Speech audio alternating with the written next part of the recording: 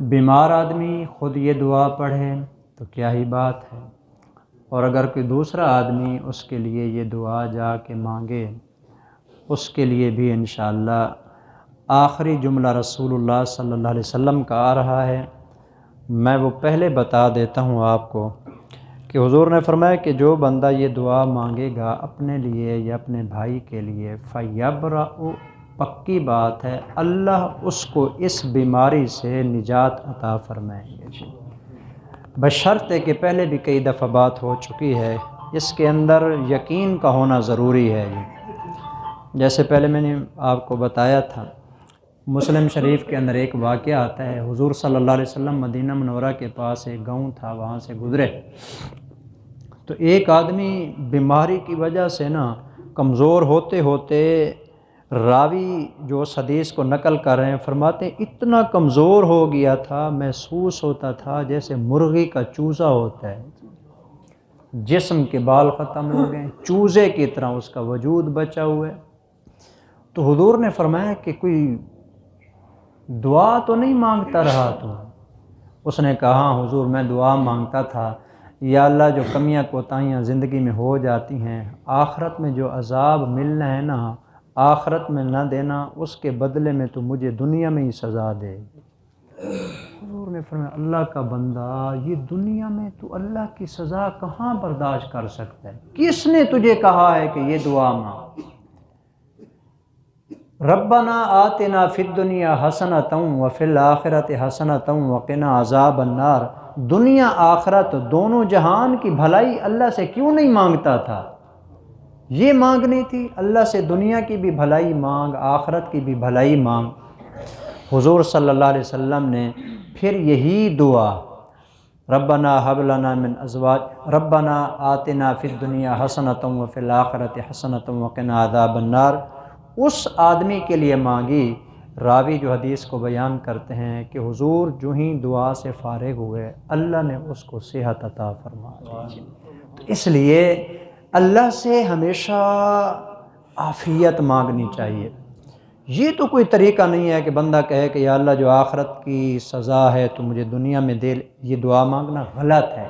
ہمیشہ عافیت اللہ سے مانگنی چاہیے۔ چنانچہ حضرت ابو الدرداء رضی اللہ تعالیٰ عنہ ارشاد فرماتے ہیں، حضور نے فرمایا من اشتکا منکم شیئا، تم میں سے جس کو بیماری لگ جائے، او اشتکاہ اخ لہ، یا اس کے بھائی کو کوئی تکلیف اور بیماری لگ جائے، فلیقل، اس کو چاہیے کہ یہ دعا مانگے ربنا اللہ ربنا الذی فی السماء، ہمارا رب وہ اللہ ہے جو آسمان میں ہے۔ الفاظ بڑے کمال کے ہوتے ہیں جو حضور ارشاد فرماتے ہیں ربنا الذی فی السماء، ہمارا وہ رب ہے کہ جو آسمان میں ہے۔ اللہ علم کے حساب سے ہر جگہ پر موجود ہے، ہر جگہ حاضر و ناظر ہے، لیکن نسبت اللہ کی عرش کی طرف اور آسمان کی طرف کی جاتی ہے۔ تقدس اسموں کا، اللہ تیرا نام بڑی عظمت والا ہے۔ امروں کا فی السماء والارض، اللہ آسمان اور زمین میں صرف تیرا حکم چلتا ہے۔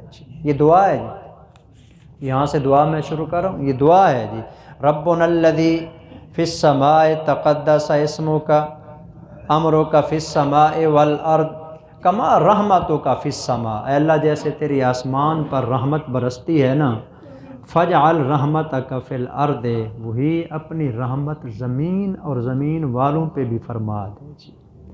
جیسے آسمان پہ ہے، آسمان کے اوپر چونکہ کوئی اللہ کی نافرمانی نہیں ہوتی، آسمان پہ صرف رحمت ہی رحمت ہوتی ہے، وہاں جتنے بھی لوگ رہتے ہیں، روحیں رہتی ہیں یا فرشتے رہتے ہیں، وہ سب اللہ کی مخصوص رحمت کے ماتحت ہی رہتے ہیں۔ لیکن دنیا میں بعض ہوتے ہیں جن کو مخصوص وہ رحمت ملتی ہے، جیسے مومن آدمی ہو گئے، اور بعضوں کو نہیں ملتی جیسے کافر ہو گئے۔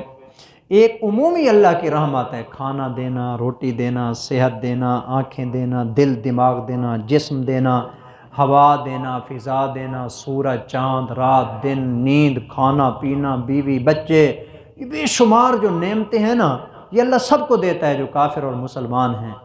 لیکن اللہ کی جو مخصوص نعمتیں اور رحمتیں ہیں اللہ صرف اپنے ایمان والے نیک بندوں کو ہی عطا فرماتے ہیں۔ تو یہاں حضور نے فرمایا فجعل رحمتک فی الارض، یا اللہ جو تیری رحمت آسمان پہ برستی ہے نا وہ اس زمین پہ بھی تو رحمت برسا دے۔